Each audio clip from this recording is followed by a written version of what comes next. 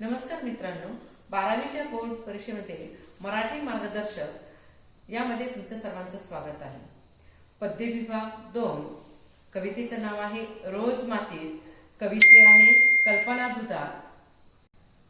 12वी बोर्ड मराठी रोज मातीत या कवितेतील काही महत्त्वाच्या नोट्स आपण बघणार आहोत। कवियत्री कल्पना दुधाळ, विषय काव्य सौंदर्य, भाव सौंदर्य आणि विचार सौंदर्य स्पष्टीकरण।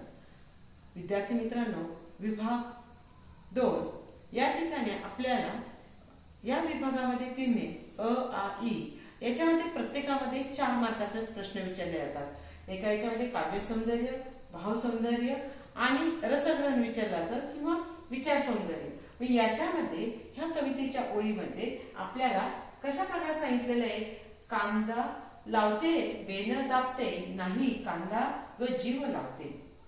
मी कांदा बेन दाबणं हे ज्या शेतकरी स्त्रीचे काम आहे, शेतामध्ये राहून ती जीव लावण्याचं काम करते, म्हणजे ही शेती ज्या शेतकऱ्यांची आहे तिला मात्र शेतकरी काळ्या आईला हिरवं कोणतं, रोज मातीत मी नांदते ग बाई नांदते, असं यामध्ये सांगितलेले।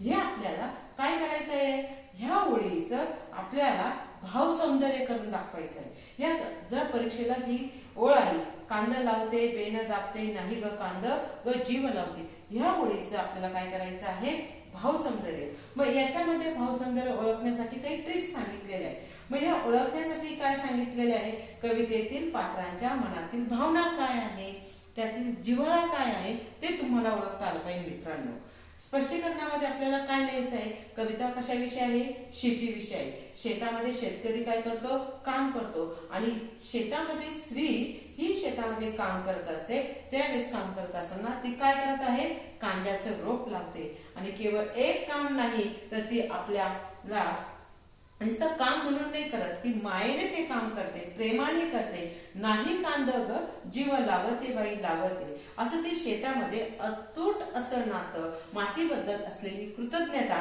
यामध्ये कष्टामधून आपल्याला मात्र काय होत असते, दिसून येते, आणि तोच तिचा संसार, म्हणून ती संसारामध्ये नांदते बाई नांदते हा खरा भाव आपल्याला भाव सौंदर्यामध्ये सांगायचा आहे। मित्रांनो, माझी व्हिडिओ तुम्हाला आवडल्यास लाईक शेअर करा आणि माझ्या चॅनलला सबस्क्राईब करा।